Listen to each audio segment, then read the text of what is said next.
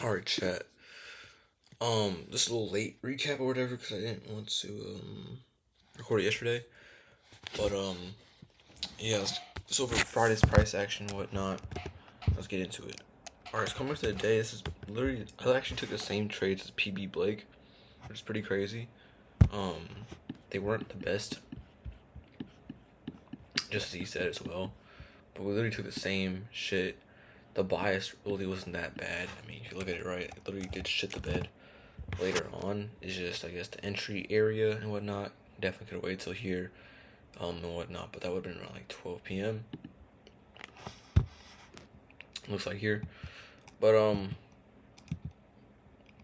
let's go over what I kind of had in mind and whatnot. So coming to the day, is this right? Am I tripping? That's not right.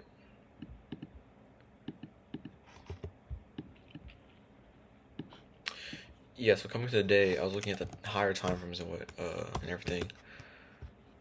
Pretty much, I wanted sales how to get taken out. That was kind of my target for the day. If we did get a confirmation to the downside, which was this 4-hour inverse, which did happen at 10 a.m. open in the close of the 6 a.m. candle start here. And ES didn't do that. As you can see off this candle right here, it respected it.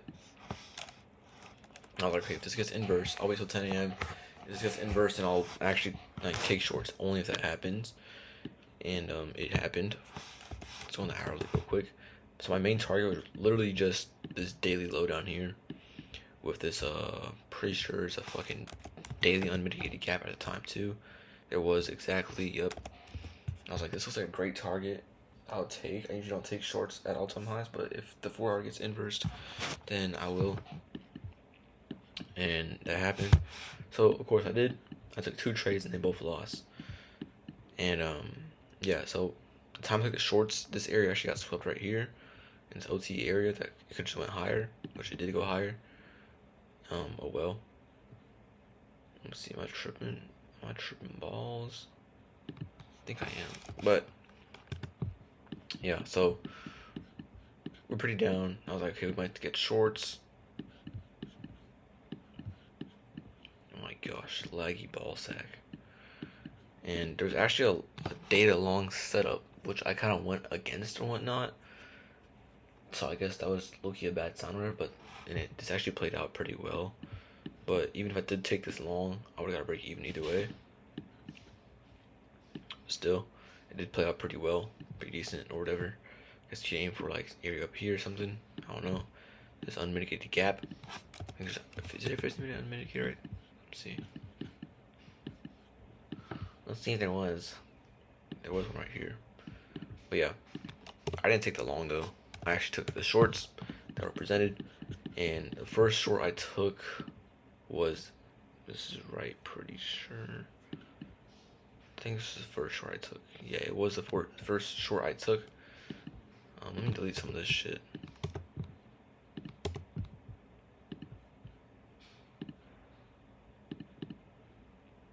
I think, yeah, we inverse both these 2 gaps right here. Boom. Let me delete this too.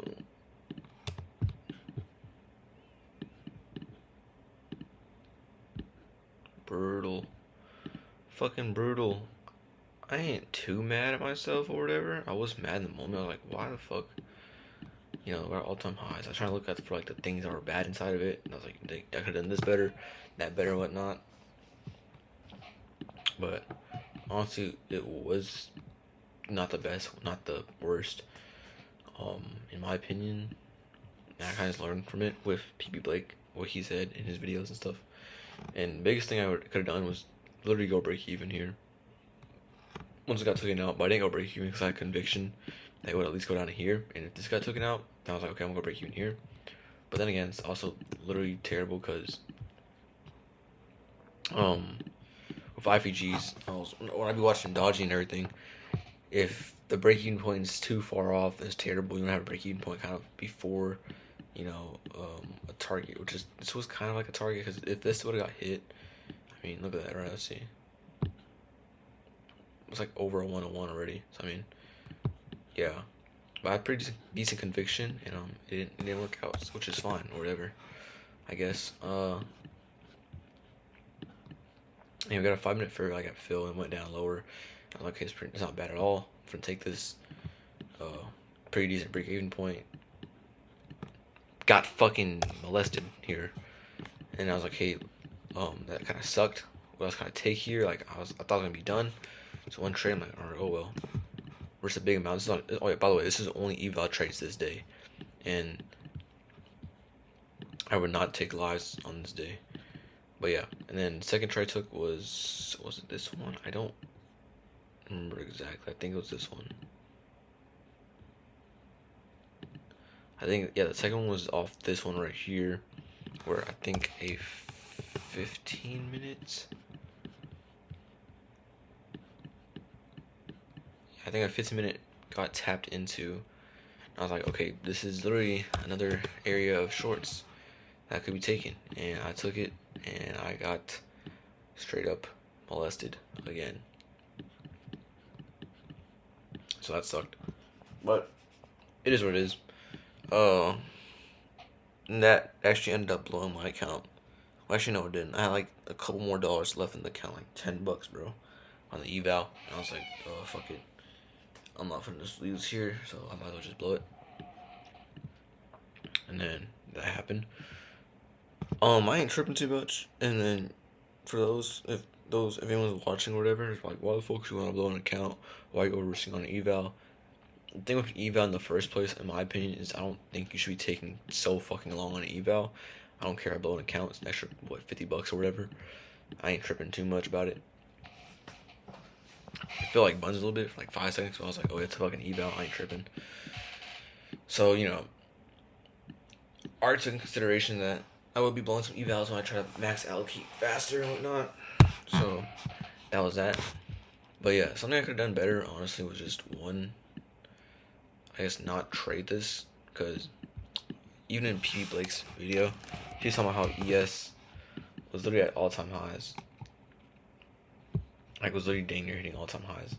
And it did hit all-time highs and go higher, which I guess was a really bad sign for take shorts. Not just that, but I also respected the 4 hour gap.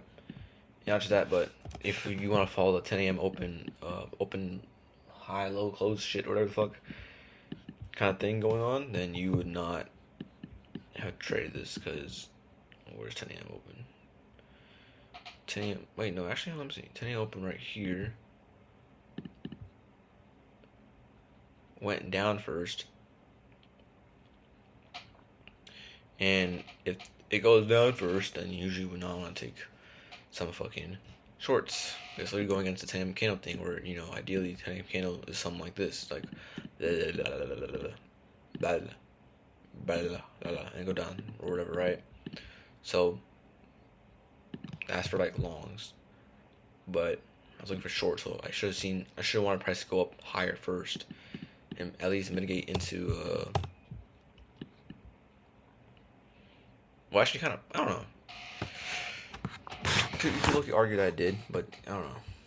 But yeah, it did go fucking higher first, and then I got raped in my butthole really, really badly.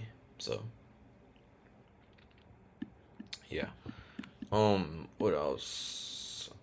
Yeah, there's also SMT here. Like, at least these are dang near the same trades as PB Blake, pretty sure. So saw an SMT up here as well, which is why I wanted to take shorts so bad too. I don't know. I didn't think it was that bad of a trade, but it is what it is.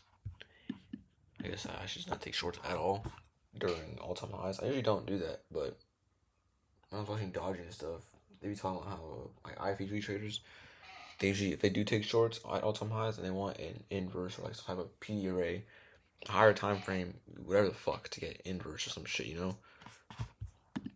or showing bearish pressure, which did happen. But yeah, maybe I could just fully avoid trading all-time highs. I'm trading